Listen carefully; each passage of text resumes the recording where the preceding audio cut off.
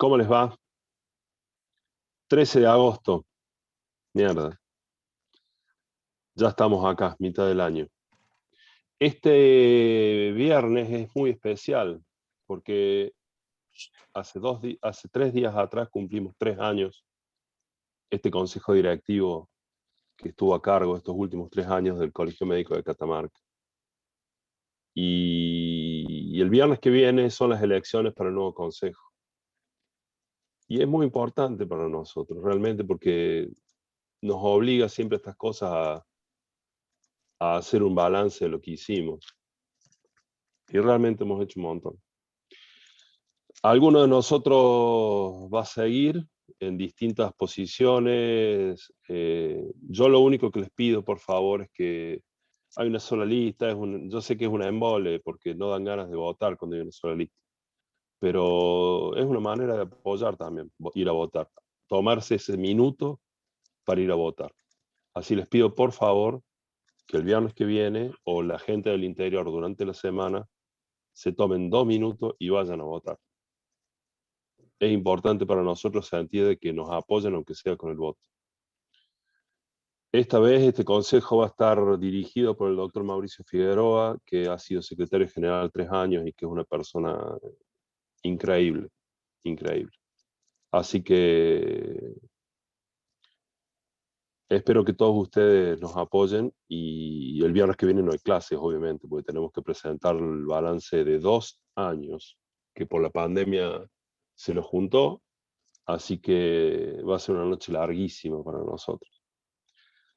Nos vamos a volver a encontrar el 27, bueno, esto vamos a hablarlo al final de la clase. Yo a todo esto sigo hablando porque sigo entrando gente que como siempre me rechaza ser panelista, y yo ya les expliqué que ser panelista no es otra cosa que en algún momento de la discusión poder abrir el micrófono y hacer una pregunta sin cámara, si quieren así, oral, pero yo creo que es muy bueno sentirle la voz y que la pregunta sea formulada como uno la quiere decir, porque para eso estamos, para escuchar a todos.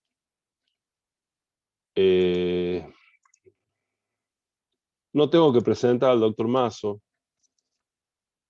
Ustedes gozaron de la última clase del doctor. Y este tema es especial para él porque él lo pidió, dijo, yo quiero hablar de tal cosa. No fue como la otra vez que se lo metí yo y fue como dicen los españoles, una pasada la última clase. Imagínense esta, que él pidió darla. O sea, ¿qué más quieren? Yo creo que Guillermo tiene la experiencia y la juventud, experiencia y juventud, para que todavía pueda revolucionar muchas cosas de lo que están pasando en Catamarca. Realmente es el responsable de muchas cosas que han pasado estos años, que han sido por primera vez y de una manera como se hace en cualquier lugar del mundo. Solo puedo decir de mi amigo Guillermo Mazo que tengo una admiración tremenda por el laburo que hace, por la seriedad en lo que lo toma y por formar gente a nivel universitario en Catamarca. ¿Qué más se puede pedir? Nada más. Solo que nos deleite con esta charla que nos va a dejar muertos. Y ya ahora sí, todo tuyo. Bueno, gracias Pablo, la verdad que lindas palabras tuyas. Yo te considero un amigo, así que la verdad que sé que vienen de un amigo, y así que piola. Bueno, vamos a empezar, así no perdemos tiempo. A ver si puedo compartir ahora otra vez. ¿Dónde está? Acá está, share screen. Se ve ahí, a ver. Se ve ahí, ¿no? Perfecto, Bueno, impresionante, como si supieran. muy bien. Vamos a hablar de síncope, pero para hacer más entretenida esta clase, ¿sí? Primero les voy a contar un par de casos para que ustedes les quede claro. Esto está haciendo mucho ruido, no quiero que moleste. Para que les quede claro, vamos a hacer un poco más práctica, ¿sí? Tengo una paciente, Mariela, que consulta por síncope en reposo, precedido de palpitaciones y malestar general. Es una paciente femenina de 35 años, con antecedentes de episodios convulsivos de 21 años de evolución e internaciones repetidas por trastornos de conocimiento, ataques de pánico, está medicada con clonazepam 2 miligramos y fenitoína. ¿Sí? Al examen físico, Mariela no tiene ninguna particularidad en el examen físico, la verdad que los ruidos son normales, la presión es de 170, no tiene alteraciones en el electrocardiograma, el único cardiograma es normal, el eco es normal. Se le hace un TIL test, ¿sí? Y en esta prueba de TIL test, que vamos tomando la presión, no lo vamos a charlar, estamos tomando la presión cada 3 minutos en un paciente que hacemos que de estar en decúbito pase a estar a 70 grados acostado en la camilla, vemos que a los 14 minutos, ¡pum!, sincopa, pierde el conocimiento en la sala. ¿Sí? Segundo, en este caso, uno podría decir que el TIL test fue positivo para poder llegar al diagnóstico de este paciente que tuvo un episodio sincopal y que venía tratado con medicamentos anticonvulsivos y quizás podría ser esto. Segundo caso clínico, Lorena, síncope reposo, sin pródromo, palpitaciones esporádicas, 44 años, sin antecedentes cardiovasculares de importancia. Habitualmente corre 3 kilómetros. No toma ninguna medicación, no tiene alteraciones en la presión arterial, 110/70 la presión arterial, 110/70 el examen físico, ecocardiograma normal, no tiene nada. Le hacemos un electrocardiograma basal y encontramos esto. ¿Qué encontramos en el electrocardiograma? Nada. Ritmo sinusal, como les expliqué en otra clase, ¿sí? Positivo en D2, D3 y ABF, ¿sí? Una R que crece, digo, el QT es normal, no vemos absolutamente nada de esta chica. Le pedimos una ergometría. En la ergometría hace esto, hace arritmia ventricular, ¿sí? Lo cual hace que perdón, esto es un Holter. Le ponemos un Holter y hace arritmia ventricular. Entonces le pedimos una ergometría. Y en la ergometría, en el esfuerzo, hace taquicardia ventricular que, por supuesto, determina que paremos la prueba ergométrica. ¿Qué digo yo? Si un paciente que se desmaya, le hago hacer una prueba de esfuerzo, y en la prueba de esfuerzo hace síncope o hace arritmia, uno debería pensar que esta arritmia podría ser isquémica, como deben haber visto en la clase pasada con el doctor Rizuti, una ergometría positiva con arritmia. Ok, entonces ¿qué hicimos? Le pedimos una resonancia, un estudio de cámara gamma normal. Hicimos una resonancia magnética normal. Dijimos, bueno, vamos a hacer un cateterismo normal. Fracción de excepción en reposo normal. ¿Sí? Wow, y ahora, entonces lo que hicimos fue apuntar a que puede ser una canalopatía, ya lo vamos a ver, y le pusimos una medicación que se llama flecainida, y con la flecainida lo que hicimos es un síndrome de Brugada supradesnivel del ST, esto es la causa de su arritmia ventricular en este paciente. ¿Sí? Tercer caso clínico, Luciana, trastorno de la conciencia con convulsiones, 13 años, síndrome convulsivo, 2 años de evolución, que no responde a ningún tratamiento. Examen físico, nada, electro, normal, ecografía, normal, la ergometría, normal. De vuelta, le hacemos un TIL test. TIL test a los 6 minutos, ¿sí? La presión que estaba en 130 cae a 90, la frecuencia cardíaca, pum, sincopa. Julia. Eso podría ser un diagnóstico de un síncope neurocardiogénico. Julia, síncope reproso sin pródromo, 63 años, palpitaciones, hipertensión medicada con carvedilol y hidroclorotiazida. Le hacemos un eco, una aurícula normal, una hipertrofia leve del ventrículo, nada que nos sorprenda. Pero ojo, cuando veo el electrocardiograma, veo que tiene un QT inmenso, tiene un QT prolongado. Quizás este síncope pueda ser causado por este QT prolongado. Le ponemos un Holter, y en el Holter vemos que estos QT prolongados son los que generan estos episodios de torsión de punta que vimos la otra vez, y que estos episodios de torsión de punta pueden ser los generadores de síncope. Pero cuando revisamos bien el Holter, vemos que efectivamente esta chica sincopó mientras tenía el Holter puesto, y lo que vimos fue que esta hizo una torsión de punta asociada a su QT prolongado y generó este episodio sincopal. ¿Sí? Último caso, síncope recurrente en los últimos 10 días, 4 episodios, 67 años, episodios relacionados en algunas ocasiones con la incorporación. El paciente se incorpora y se desmaya. Pálido, de piel y mucosa, caída de la presión arterial al incorporarse 30 milímetros de mercurio. El electrocardiograma lo que veíamos era una taquicardia sinusal. Pero, como veíamos pálido, le pedimos un hematocrito y veíamos que tiene 27 de hematocrito. En el ecocardiograma tiene una hipoquinesia leve, inferior, nada, pero podríamos haber dicho, bueno, en realidad lo que está haciendo es un síncope porque está anémico y cuando se incorpora se le cae la presión. Pero cuando le pusimos un holter, esto lo puse en realidad porque el paciente estaba monitoreado, vemos que hace una pausa casi de 7 segundos y en realidad el paciente sincopaba por estos episodios de bloqueo AB que dan en la pausa, más que por su anemia. ¿A qué voy con esto? A que, como ustedes vieron, el síncope tiene múltiples causas, múltiples presentaciones en distintos pacientes, en distintos momentos y con distintas características. Entonces, tenemos que ponernos de acuerdo y pensar, a ver, ok, vamos a respetar las reglas y definir qué es síncope, porque no cualquier cosa es síncope. Síncope claramente y definido es la pérdida abrupta y transitoria de la conciencia con pérdida del tono postural y restitución ad integrum, sin que nadie haya intervenido, sin ninguna maniobra de RCP ni nada. Y la abrupta quiere decir que es rápida.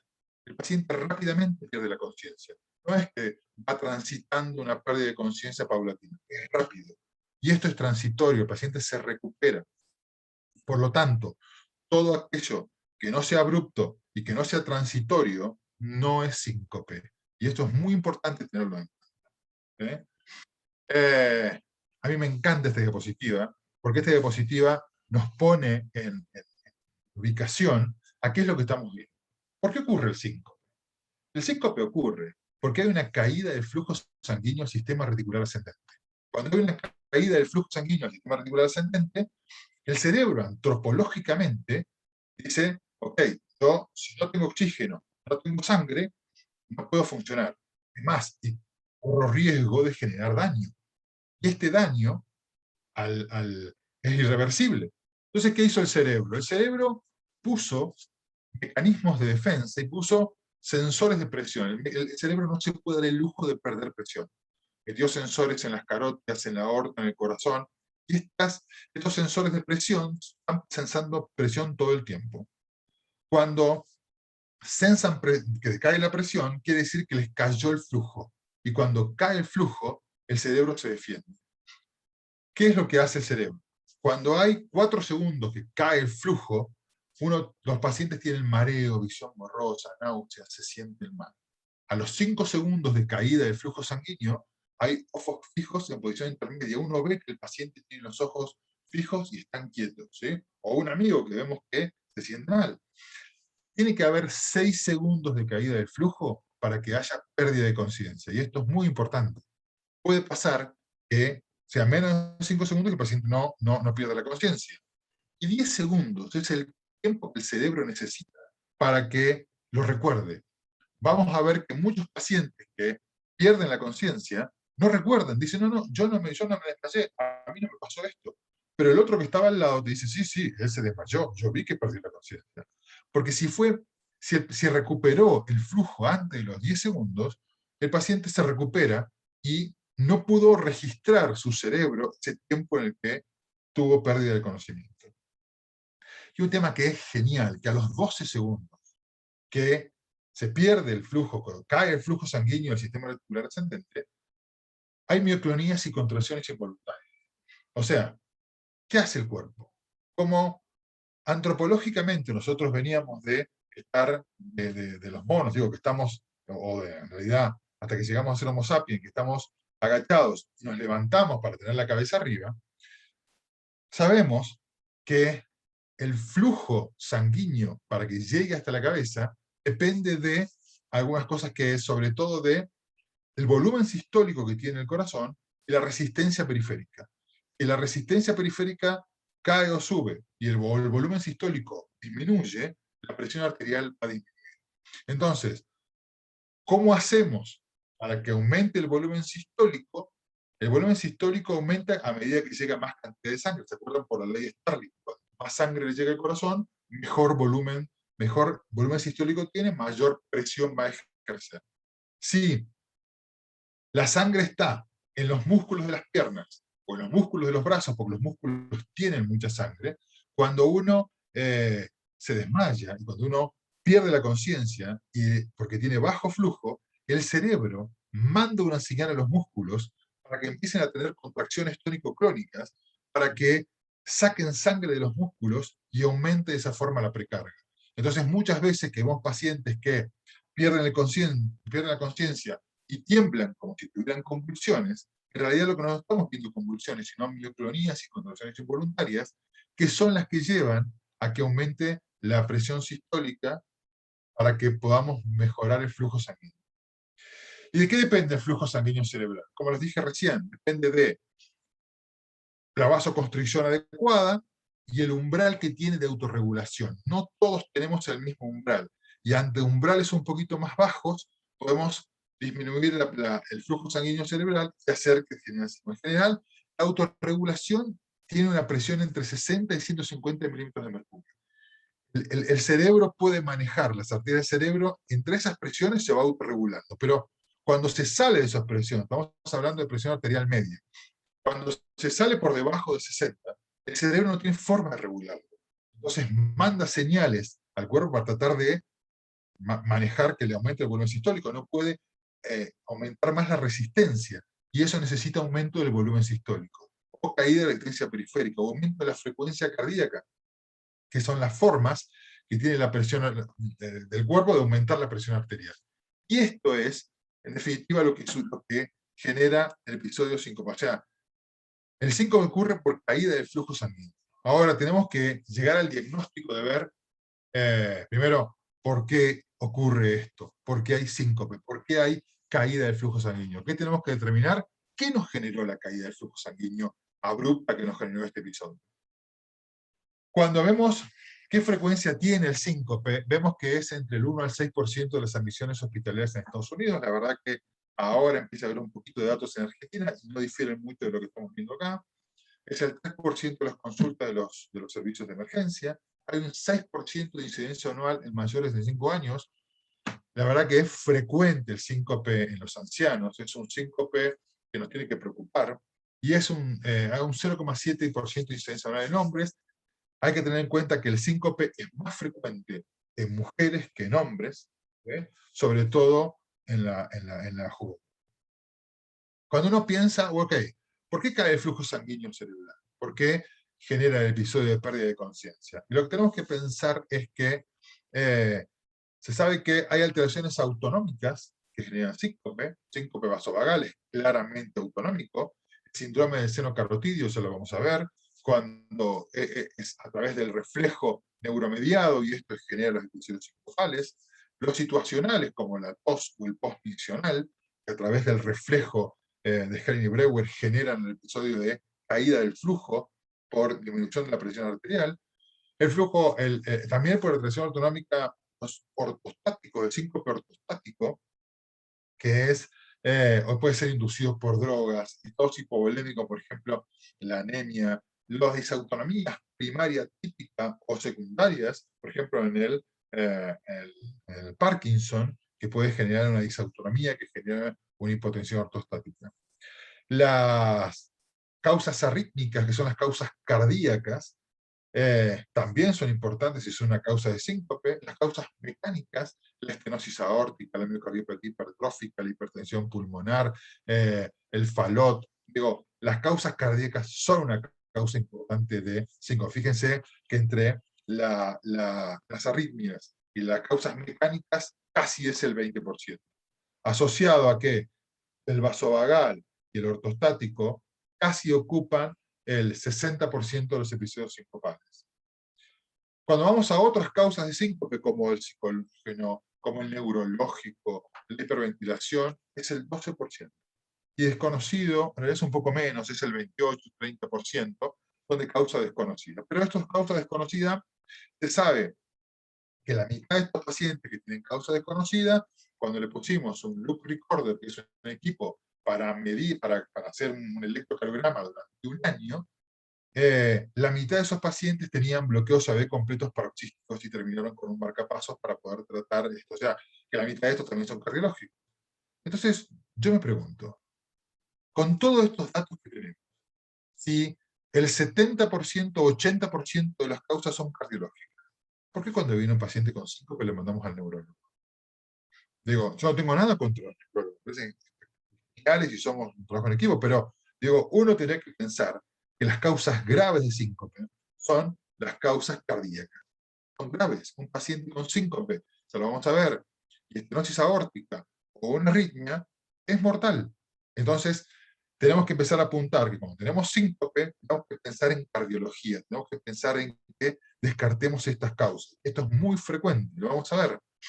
Cuando analizamos la proporción de pacientes que tienen síncope en la edad, vemos que hay una curva bimodal. Vemos, perdón, que hay una curva en la juventud, que hay una proporción bastante frecuente de síncope, y después en la segunda etapa de la vida, en la vida adulta. Los mayores de 75 años también vuelve a aumentar.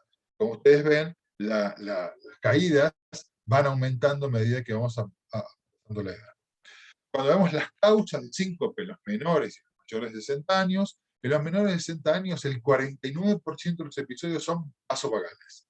El 21% son cardiogénicos, estenosis aórtica, arritmias, ortostáticos, y desconocidos son un muy poquito, el 19%. ¿Sí? Neurológicos son mínimos, menos del 2%. Cuando vemos los pacientes mayores de 60 años, el 31% son vasovagales, cardiogénicos más del 40%, y está bien, a medida que vamos avanzando en la edad, cada vez hay más enfermedad cardiológica que puede generar episodios sincopales más graves. Ortostáticas muy poco, el 3%, ¿sí? Desconocidos el 14%. Fisiopatológicamente, dividimos los síncopes en 3 grandes grupos.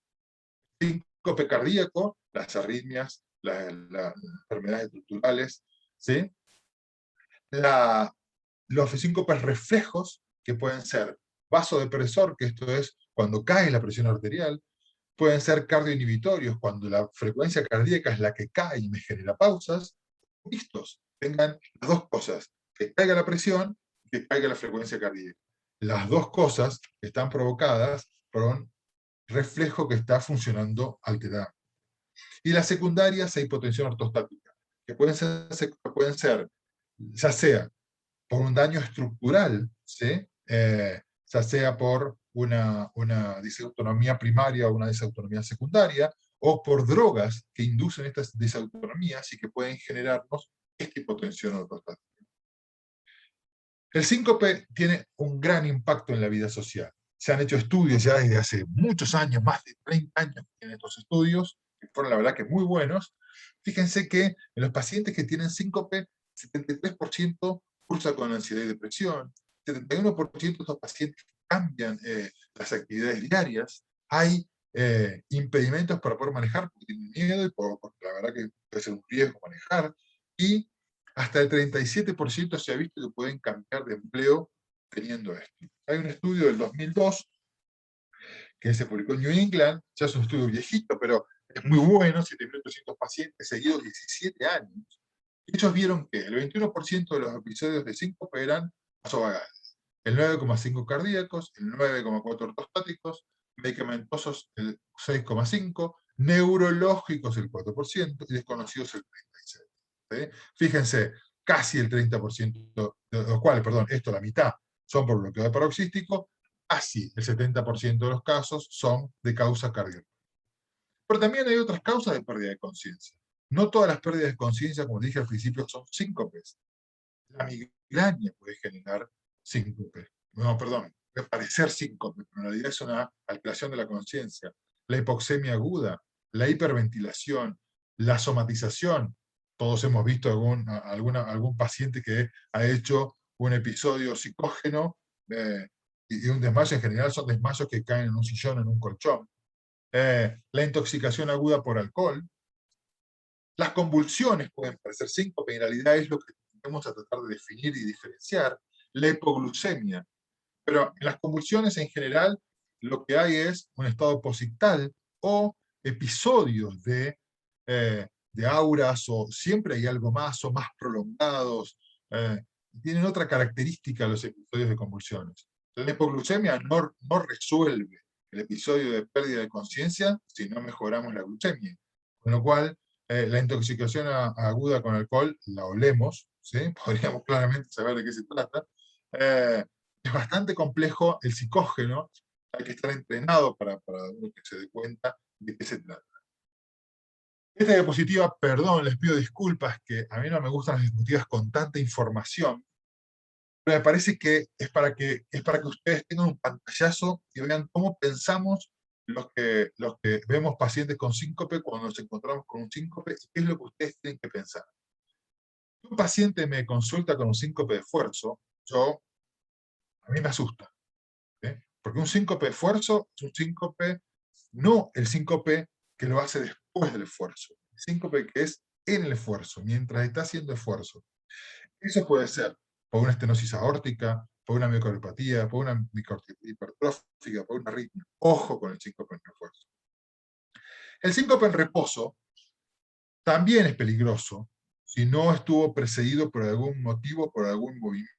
Si está durmiendo, durmiendo o acostado, sin ningún movimiento, se desmaya, uno podría pensar, o como operó el doctor Marín, este mixoma auricular, que lo que hace es se enclava en la válvula mitral y disminuye el flujo inmediato, es una arritmia. Son las causas más frecuentes de síncope en reposo. Síncope con pródromos al incorporarse, o sea, si quiere incorporar, se desmaya. Y en general lo que puede pasar es que es un neurocardíogénico o ortostático. Síncope que está precedido de palpitaciones. Si el paciente dice, me desmayé, pero antes empecé a sentir que el corazón me latía rápido, uno piensa, esto es una arritmia.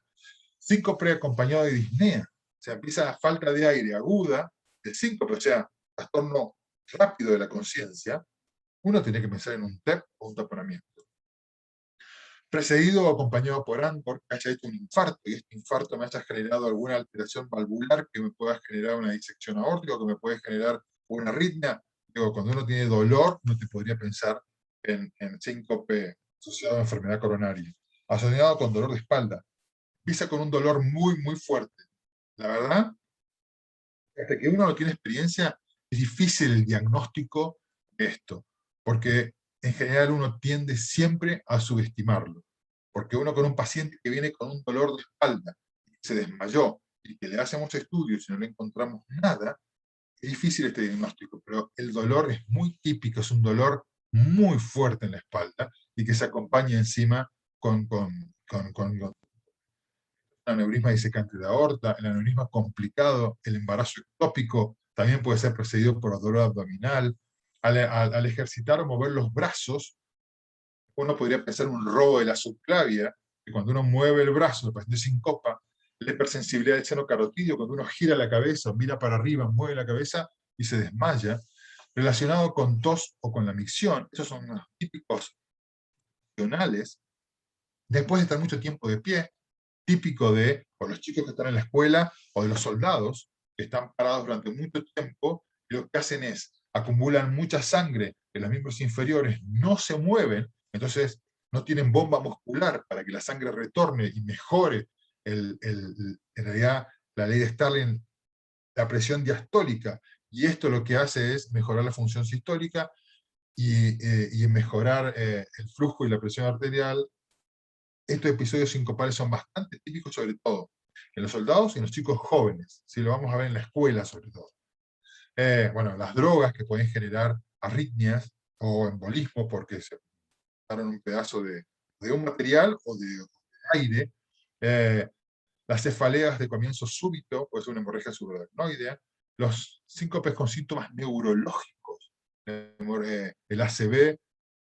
Para que haya un síncope, una enfermedad carotidia, tiene que haber obstrucción de 3 de los 4 vasos que suben al cerebro. O sea, de las vertebrales y de las carótidas tienen que estar 3 tapadas, y la otra es la que, si no digo a través del polígono de Willis, esto se compensa y no da síncope, sino da otro episodio.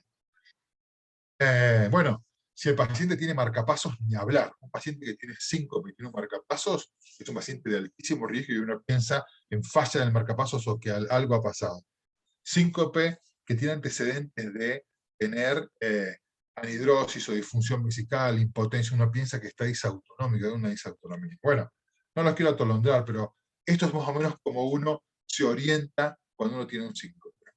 Pero ¿cómo evalúo todo este lío de pacientes y de cosas? Bueno, como se habrán dado cuenta con todos los que les conté, la historia clínica es clave.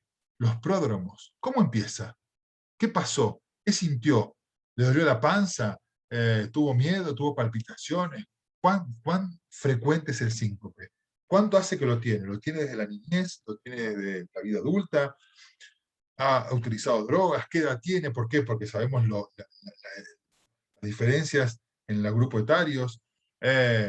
¿Tiene alguna enfermedad previa? ¿Tiene enfermedad coronaria? ¿Tiene enfermedad cardíaca?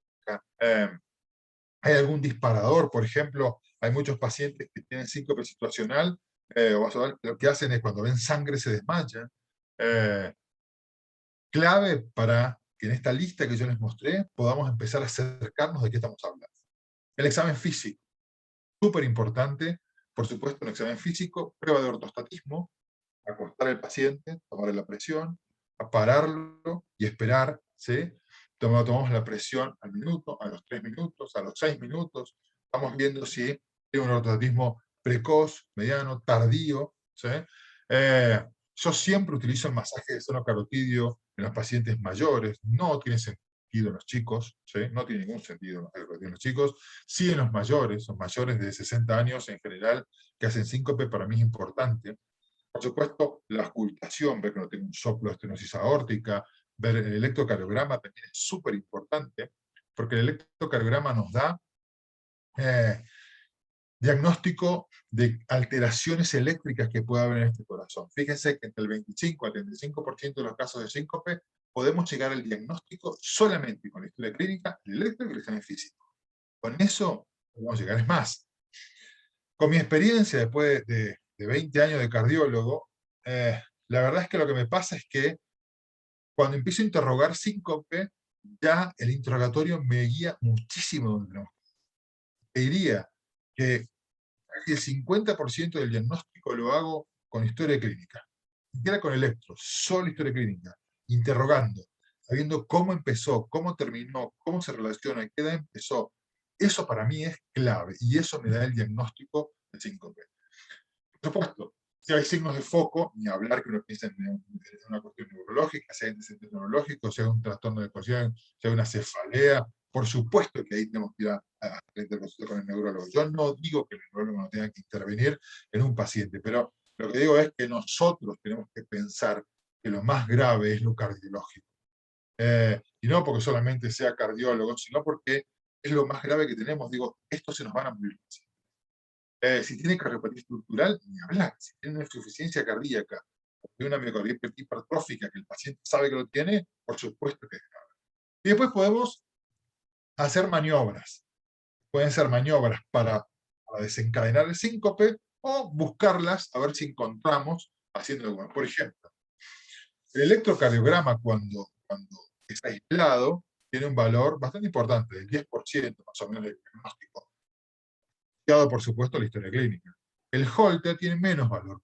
A pesar de que uno pensaría, pucha, todo paciente con síncope, yo le pongo un Holter y con esto voy a tener resultado, la verdad es que como el síncope a veces en algunos pacientes ocurre cada una vez por mes o una vez cada 6 meses, con 24 horas no encontramos mucho.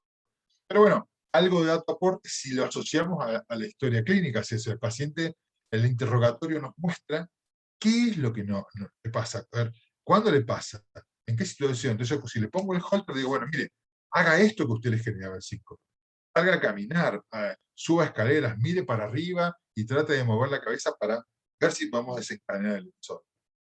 El ecocardiograma Doppler es súper importante. También me define aguas. Si un paciente tiene una ecografía normal, es un paciente que ya disminuye el riesgo. Si tiene una ecografía alterada, ya el riesgo es más alto. Con lo cual el ecocardiograma es súper importante en la evaluación del paciente con síncope. El estudio electrofisiológico pone entre 10 y el 50%, pero ustedes piensen que la verdad que el valor predictivo positivo del electrofisiológico es bajo. yo hago electrofisiología. ¿Es bajo por qué? En realidad es bajo porque no sirve para todo. Ahora, ¿por qué dice 50%? Porque ustedes ven 50%.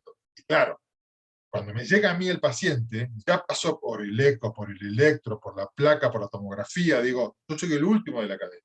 Entonces, obviamente, si llega a mí es porque alguien vio palpitaciones, porque alguien vio algo que ya le da un diagnóstico. Entonces, ahí sí me sirve a mí el electrofisiológico. Cuando con el interrogatorio llego a tener algún dato que me aporta para decir, bueno, con esto yo defino. Y efectivamente, en la mitad de los pacientes yo lo puedo definir. O tiene una enfermedad del nódulo, o tiene una enfermedad de seno carotidio que yo la puedo definir en el electrofisiológico. Digo, la ergometría, la cinecoreografía, la ergometría sirve en aquel paciente que uno les dice, mire, yo salgo a correr o salgo a caminar y me desmayo. Ahí la ergometría tiene un valor altísimo para descartar algunas arritmias, para descartar enfermedad coronaria. El cateterismo tiene muy bajo... eh, eh, a ver, lo mismo que el electrofisiológico. Si uno, en el contexto de un paciente con diabetes, hipertensión, tabaquismo, sincopa, y uno piensa que el electro tiene alteraciones, puede tener enfermedad coronaria. Y ahí se nos hace importante el cateterismo. Pero si no tiene nada de esto, digo, o un chico joven, la verdad que la causa de síncope es muy baja. Las alteraciones coronarias son raras en los pacientes que tienen síncope. El TIL test en los estudios dice 70% de probabilidad diagnóstica. Pero acá en el TIL test tenemos un problema, que es que lo mismo que antes, cuando me llega el TIL test, me llega con un pretest ya alto de que el paciente puede tener algo. Si yo hiciera TIL test a todos los síncopes, probablemente el diagnóstico sería bajísimo. ¿Qué me pasa con el TIL test? Estoy un poco, diría como reacio a hacer TIL, a pesar que me encanta síncope y me parece importante el diagnóstico, porque me doy cuenta que con el interrogatorio yo puedo saber si el paciente va a ser positivo en el TIL o no. Y esto es, si tiene pródromos, la pregunta que le hago al paciente típica es, cuando vienen con síncope, son gente joven, es, cuando vos estás acostado, levantás rápido, ¿te nubla la vista? ¿Sentís esta sensación de palpitaciones? Digo, hay datos que nos hacen pensar que el paciente tiene un neurocardiógeno típico, un vasovagal típico. Y estos datos, cuando yo los llevo al TILT, y obviamente va a ser positivo. Pero el TILT es difícil, porque para hacer un TILT test, ahora lo vamos a ver, yo necesito que el paciente esté relajado, tranquilo, que me aparezca el sistema vagal. O sea, yo en el cuarto donde hago TILT test, bajo un poquito la luz, lo acuesto al paciente, le conecto el electrocardiograma, le pongo el tensiómetro, empiezo a tomar la presión en reposo, pongo música tranquila, para que se relaje un poco, que baje su frecuencia. Cuando subo la camilla, el miedo que uno siente cuando sube la camilla hace que el paciente se acelere y la presión sigue bajando un poco. Acuérdense, estoy entre 30 y 45 minutos con el paciente a 70 grados. Lo que hace que la sangre del paciente vaya a las piernas no tienen movilidad, entonces no sube la sangre, disminuyo la presión sistólica, y esto hace que se desencadene el reflejo que me genera el síncope. Pero en el consultorio, por ejemplo, los chicos tienen muertos de miedo, con lo cual tienen mucha adrenalina encima y es difícil que sincopen. Los adultos, en realidad, están atentos a todo lo que va sucediendo. Digo, es difícil positivizar este síncope. ¿Qué sí me hace el síncope? Me desenmascara el tipo que es positivo. Si un paciente es positivo, tiene positivo para neurocardiogenia. Ojo, no significa que todo TIL test positivo sea la causa del síncope de este. Acuérdense que hubo un jugador de básquet en Estados Unidos que era joven en la NBA, la verdad que genio jugando, y que el tipo se desmayó. Es un desmayo, lo llevaron en Houston a un centro, el médico estaba ahí, recontracapo, no voy a decir el nombre, recontracapo, titular de libros, le hizo un TIL test positivo. Chango, no tenés nada, vas a jugar al básquet. Volvió a jugar al básquet, próximo partido, muerte súbita, no había un desfibrilador, se murió. ¿Sí? Autopsia, miocardiopatía hipertrófica severa, muy severa. A nadie se le ocurrió hacer un electro. Está bien, estamos hablando de hace 30 años atrás. ¿Sí? Digo, desde ahí, todos empezamos a abrir los ojos diciendo, wow, ojo, ¿eh? Porque el test era positivo, él tenía un neurocardiogénico, ¿eh? Pero en realidad no se murió de eso, se murió porque no investigamos bien lo que tenía. Por eso, cuando el test es positivo, ok, desenmascaramos el síntoma, lo asociamos a la historia clínica, pero no es el diagnóstico definitivo. Y el loop recorder, ¿qué es el loop recorder? Es como un holter, pero de 1 año o de 2 años. Es un aparatito muy chiquitito, como un pendrive, que uno lo pone abajo de la piel, ¿sí? Y hace un electro de todo 1 año, de 2 años. Si uno viene al consultorio, yo con un aparato con Bluetooth me fijo en mi computador y lo puedo registrar el holter de todo lo que pasó. Y obviamente, el rendimiento, ¿para quiénes son estos pacientes? Si son para una causa desconocida, ese 35%, 30%, no sabemos por qué se ocurre el síncope, qué pasa con el síncope. En ese porcentaje de pacientes, cuando le ponemos nuestros equipos, vemos que la mitad hacen bloqueo de completo o hacen bloqueo de paroxístico. Lo cual está buenísimo, porque esto me ayuda más al diagnóstico. Pero obviamente, como ustedes se dan cuenta, estamos a un subgrupo de pacientes que no tienen diagnóstico. Digo, estamos achicando, por eso es tan efectivo, pero estamos achicando mucho, mucho, mucho la población. Por eso es que tenemos tanta efectividad. ¿Qué me pasa a mí con el Loop Recorder? Que muchos pacientes que hacen síncope neurocardiogénico porque les baja la presión, también lo hacen mixto, hacen pausas. Y estas pausas no son generadas por un bloqueo activo, sino que es un reflejo de lo que genera esta pausa. Entonces yo lo que tendría que hacer es mejorar el reflejo, sobre todo en la gente joven, para que no hagan estas pausas. Obviamente, que si esta pausa es demasiado exagerada, uno podría resolver esto con un marco. Pero bueno, fíjense en un holter, como yo les decía. Por supuesto que hay holter y holter. Este es un paciente que le pusimos un holter, sincopó. ¿Sí? Miren la tremenda pausa, casi de 20 segundos que hizo este paciente, y esta era la causa de su síncope. ¿Sí? Acá obviamente que el holter nos dio una efectividad genial. Acá este es otro holter, donde cuando vimos que el paciente nos refería que tenía palpitaciones, como uno de los casos anteriores, vemos que tenía una taquicardia ventricular monomórfica y sostenida. Y en realidad lo que tenía este paciente era esto, era taquicardia ventricular. Y él te decía que lo que sentía era, cuando estaba por desmayar, sentía palpitaciones. Y se sentía mal y ahí se desmayaba. Lo mismo antes, otros ejemplos de síncope, cuando vemos las pausas grandes, otro episodio de taquicardia ventricular en el holter. Como les dije, hay holter de 24 y 48 horas. ¿Para qué son útiles? Sí, para aquellos eventos que son frecuentes. Si yo tengo un síncope por año, con un holter de 24 horas no voy a lograr nada. El registrador de eventos lo que hace es un registrador que dura casi una semana, 20 días, se pegan con unos parchecitos, se pega en el cuerpo y dura más o menos, como dije, una semana, 10 días. Algunos hasta un mes. También son buenos para eventos que son poco frecuentes. El loop recorder dura 1 año. Lo que pasa es que es muy caro y es invasivo. Uno le hace un corte al paciente y le mete algo adentro, y la verdad que es complejo llegar a eso, ¿no? Esto es lo que vemos utilizando los loop recorders. ¿Sí? También podemos ver isquemia, cómo cae la isquemia, taquicardias paroxísticas supraventriculares. Digo, en realidad es raro.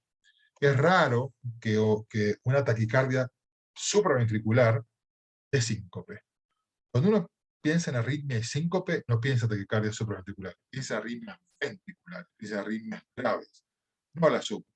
La FA, la taquicardia supra, no dan síncope, salvo que tenga alguna otra cardiopatía estructural que genere este episodio sincopal. Como les dije hoy, el tilt test que hace, yo acuesto al paciente en la camilla tiene la capacidad de ponerse a 70 grados, por supuesto le pongo una cinta al paciente en el pecho para que el paciente, si se desmaya, no se caiga, y lo único que hace es enmascarar la subjetividad del tilt test. ¿Qué hago? Yo lo acuesto, lo tomo la presión, lo conecto en el electrocardiograma, levanto a 70 grados, y cada 3 minutos le voy tomando la presión y lo tengo registrado en un monitor, y voy viendo. ¿Qué puede pasar? Y puede haber varias respuestas. El reflejo ortostático normalmente es, ante un estímulo, hay una caída de la presión arterial, que es sensada por los vasoreceptores a través de la vía aferente del 10º y el 9º par, va hasta el núcleo del tracto solitario, el núcleo ambiguo, que está en el músculo, en el nervio motor del vago, y a través de la vía eferente la rama simpática genera un aumento de la frecuencia cardíaca y vasoconstricción para mantener la tierra. ¿Bien? Eso es lo que normalmente pasa. Cuando uno está acostado, se para, ¿sí? Normalmente como hay una caída de la presión arterial en las carótidas, está este aumento de la idea del estímulo que va por vía eferente hasta el nudo transorbitario, y me dice el simpático que tiene que generar taquicardia y vasoconstricción. ¿Pero qué sucede? Hay alguna falla, en realidad yo no sé si es una falla, pero hay alguna alteración. Los pacientes que tienen este reflejo ortostático alterado o este reflejo neurocardiogénico o neuralmente mediado, que es que cuando aparece este sistema simpático que tiene que aumentar la frecuencia cardíaca y generar vasoconstricción para que aumente la presión arterial, estos mecanorreceptores que están en el corazón sensan. Ustedes imagínense que este corazón se contrae con un ventrículo que está vacío, que tiene poco volumen. Estos mecanorreceptores sensan que el corazón se contrajo muy, muy fuerte y mandan una señal al cerebro errónea, diciéndole, acá no falta presión, acá sobra presión, porque la fuerza que hizo el corazón fue perfecta. Y esa señal inhibe el sistema simpático. ¿Cómo se inhibe el sistema simpático? Aparece todo el reflejo vagal, que es sudoración, caída de la frecuencia cardíaca, y obviamente empeora esta caída la presión arterial, y ahí es donde se ocurre la pérdida de la conciencia. ¿Eh? Este es el mecanismo de la fisiopatología del neurocardiogénico. Fíjense, también puede pasar que el estímulo sea el dolor, el miedo, la ansiedad o la hipovolemia relativa, digo, que uno esté un poco más deshidratado, se levante rápido y genera esto.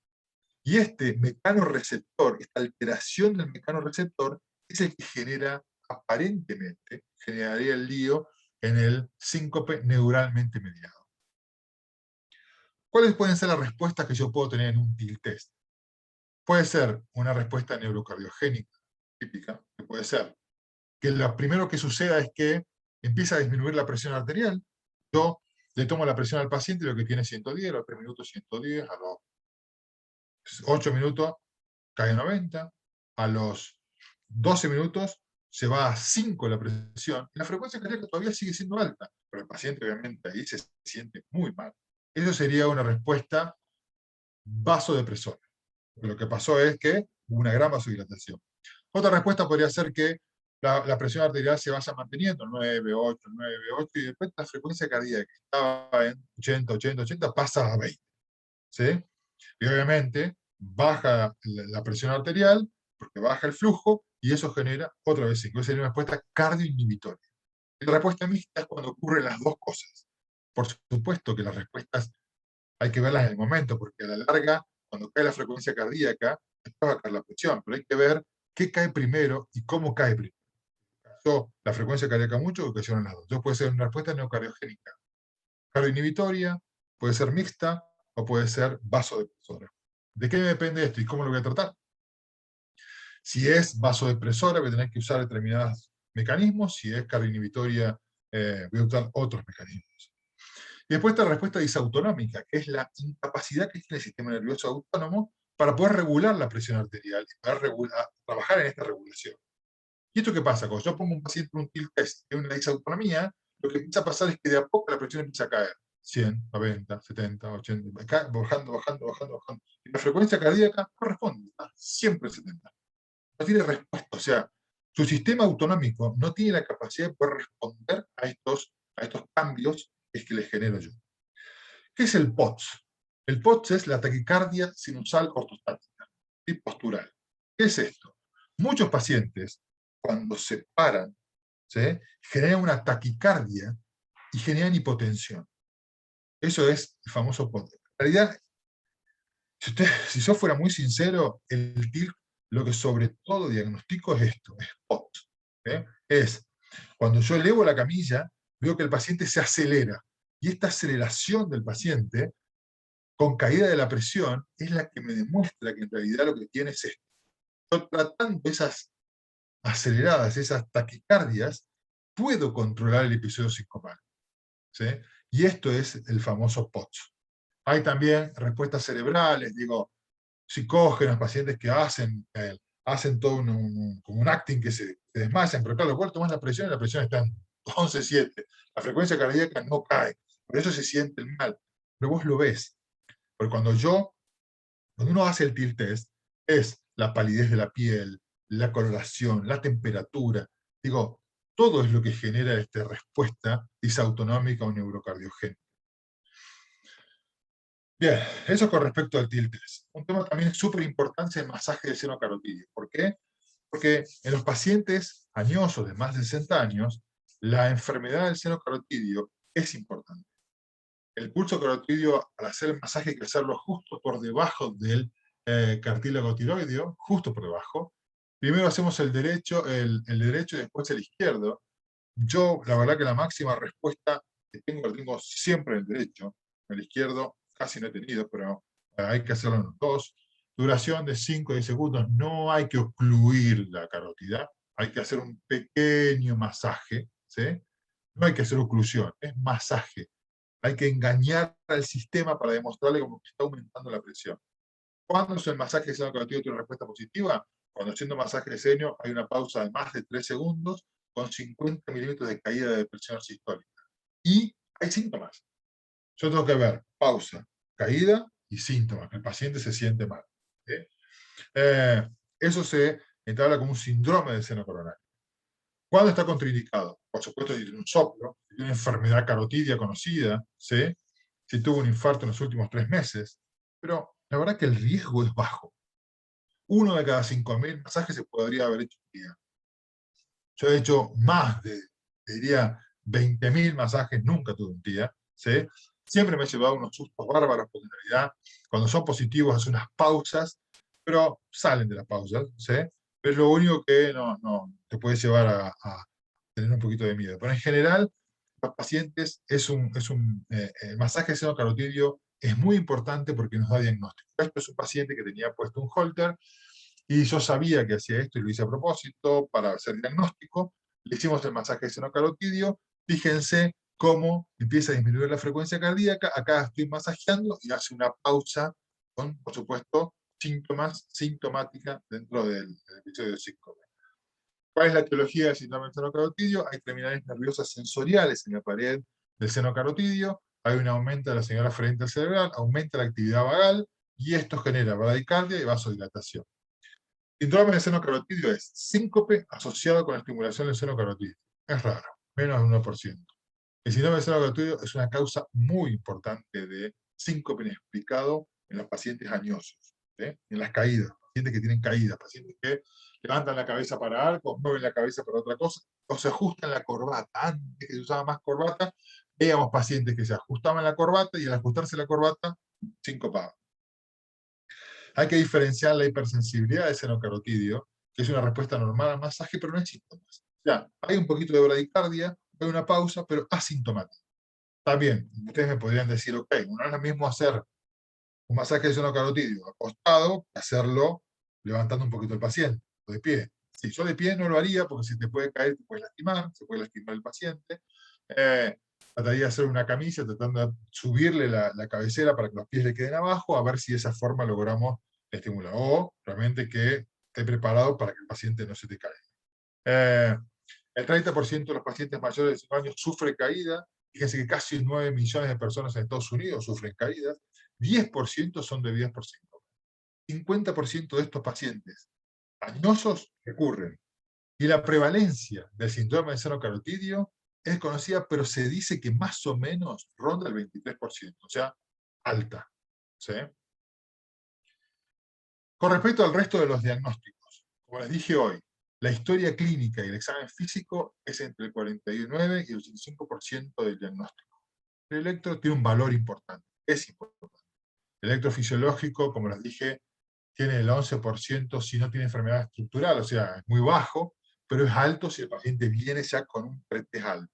Mismo del tilt test. Y el holter, lo mismo. Fíjense, hacer interconsulta con el neurólogo, centello, doble vasos carotídeos, de 0 a 4%. Es muy baja la probabilidad de que un síncope sea de causa neurológica. A mí me sorprende que la mayoría de los pacientes que vienen a ver con síncope ya hayan pasado por neurólogos. Digo, Ojo, no tengo nada contra un neurólogo, está genial, pero lo que digo es, veamos la probabilidad de riesgo y lo que dicen los estudios. El electroencefalograma no es de primera línea diagnóstica. ¿Puede diferenciar síncope o sus convulsiones? Sí, señor. Sirve. Si el paciente tiene convulsiones, el electroencefalograma no sirve para diagnosticar eso. ¿Es anormal en el intervalo entre ataques en la epilepsia? Sí, es anormal.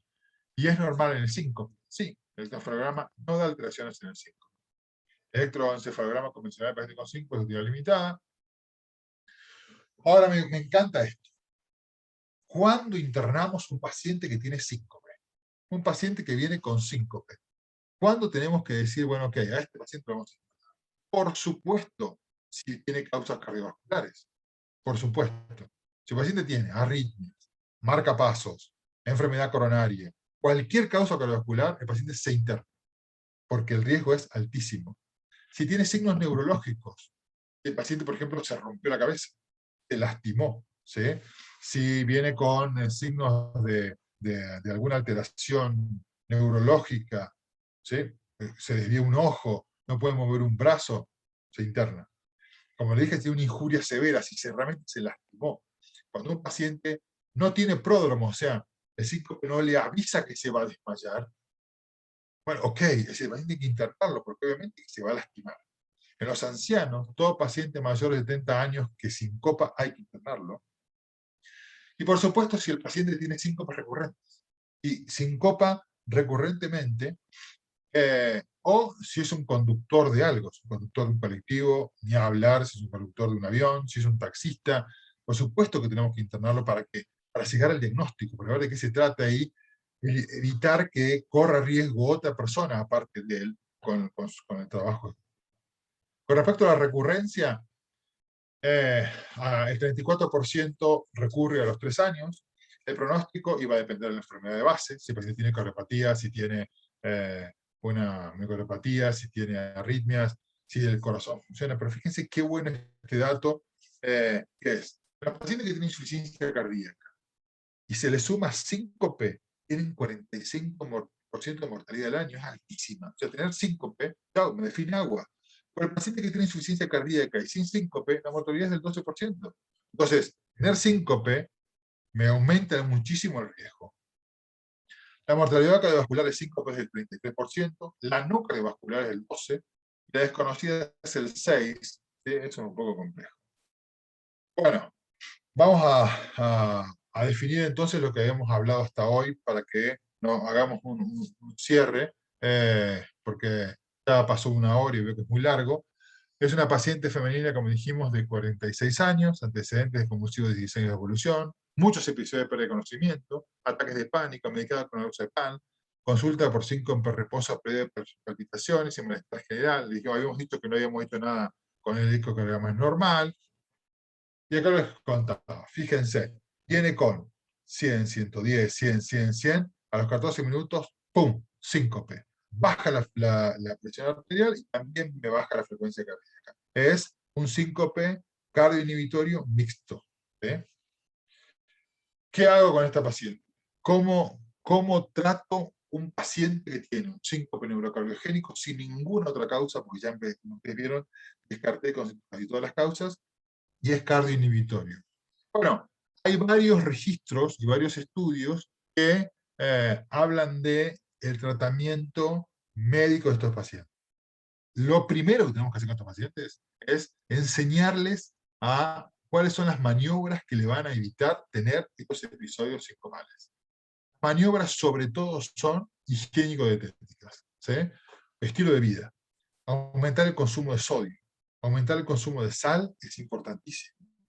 Hidratación, mucha hidratación, para que aumente la cantidad de volemia, para que no llegue a estos 30 y que no se genere el estímulo.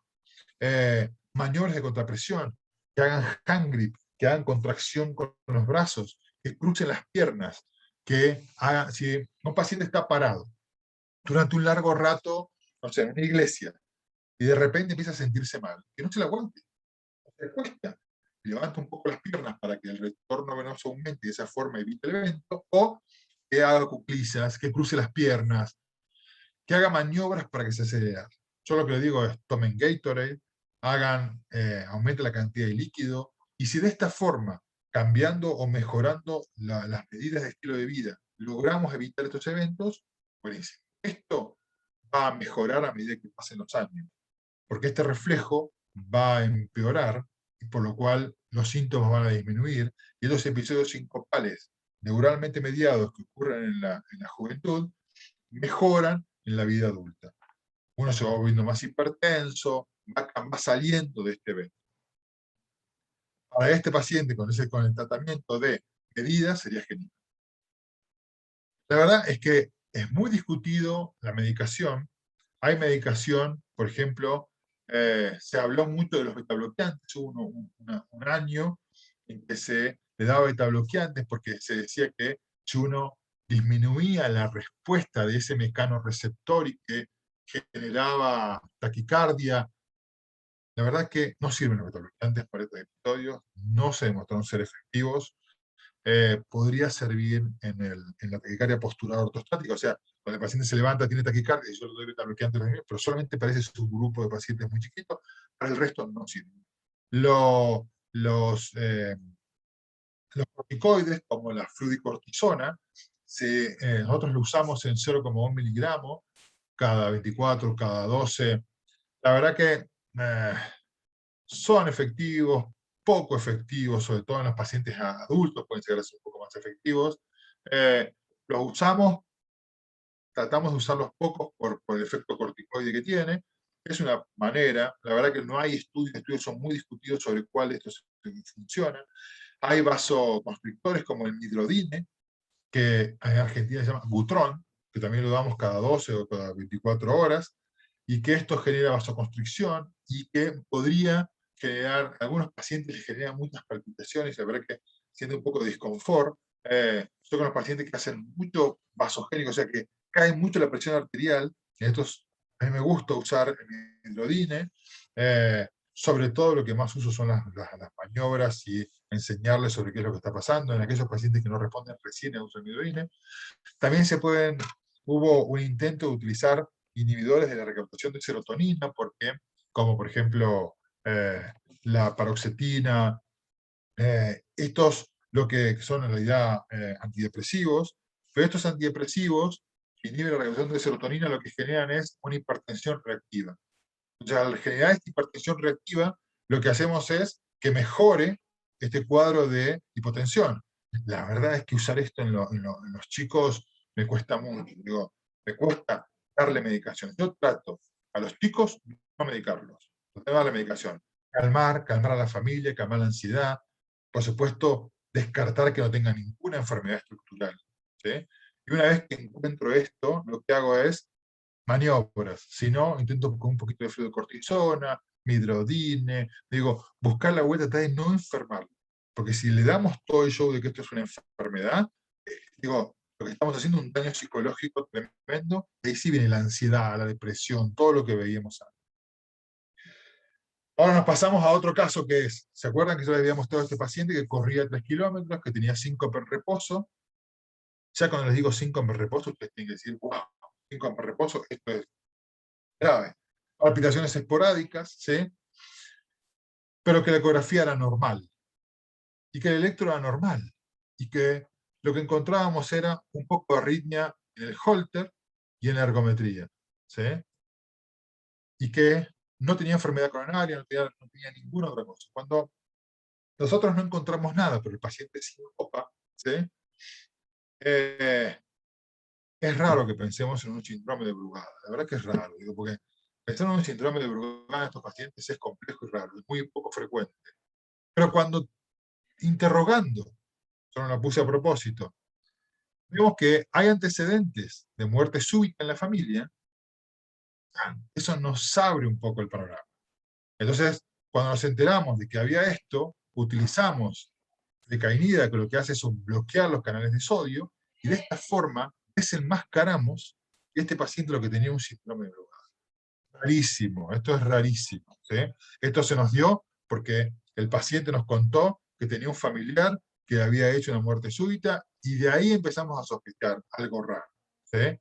No es lo más frecuente, no es lo que vamos a ver en el consultorio habitualmente, pero bueno, Se los pongo como un detalle para que ver que las arritmias y el síncope son supremos.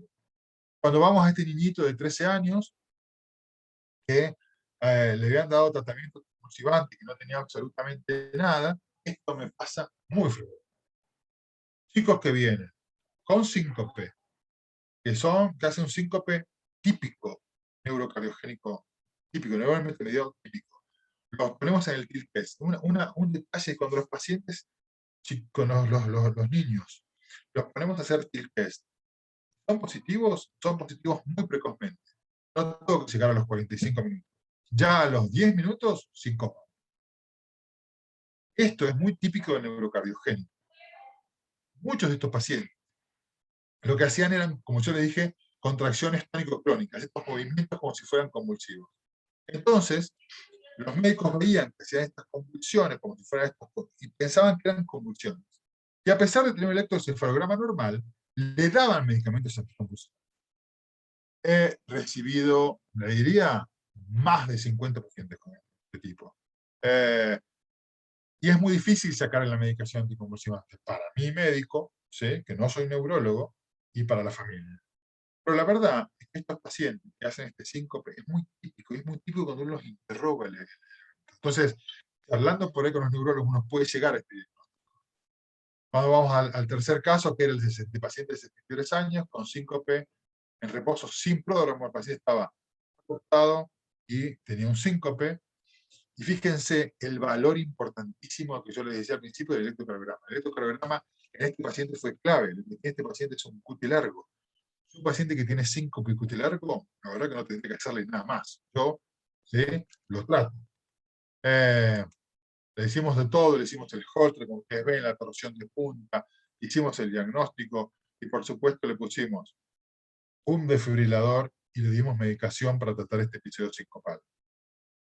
Y por último era la paciente de 65 años, que tenía síncope recurrentes relacionadas con algunas incorporaciones, con palidez de piel, caída de presión arterial, que se incorporaba y me decía, bueno, que tenía 27 hematocritos, y decía, bueno, tiene 27 hematocritos, lo que es una anemia, lo que hace es eso. Sin embargo, lo que les quería demostrar es lo mismo que le pasó al jugador de básquet. Cuando nosotros vemos que pensamos que es, bueno, es por anemia, dejémoslo ahí, y no investigamos un poco más, por ahí el paciente tiene otra cosa detrás, y que el síncope solo nos está mostrando algo, pero que hay que investigar un poquito más. No nos quedemos con la primera impresión de que se trata de esto, sino que vayamos un poquito más para que podamos llegar al diagnóstico. La verdad que es tarde. Bueno, espero que les haya servido. Escucho preguntas y lo que quieran, ¿no? Gracias por la atención. Tremendo, Guillermo, como siempre. Tremendo. Deja de salir de compartir pantalla, así nos vemos las caras lindas que tenemos. Como siempre, ahí me toca romper el hielo. Hay dos preguntas en el chat, pero voy a empezar yo. ¿Todo paciente con síntoma, con síncope, te lo tenemos que derivar? ¿O alguien puede hacer algo que no tiene todo lo que vos tenés? Qué bueno. No, obviamente que no. O sea, digo, yo creo que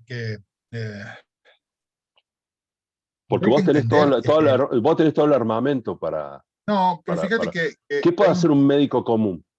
lo más importante que tienen que hacer es el interrogatorio. Es el interrogatorio y lo básico ustedes lo tienen. A mí me encantaría que me lleguen los pacientes ya con algo de diagnóstico. No lo digo como porque soy un pago, sino porque, digo, el juego que tenemos los médicos, que es divino, digo, pensar el paciente, pensar el diagnóstico, digo, es el interrogatorio. Si podemos hacer un electro y ver que haya algo en el electro, tomarle la presión, hacerle masaje seno-carótido, digo, esos pequeños datos, yo no sé tecnología.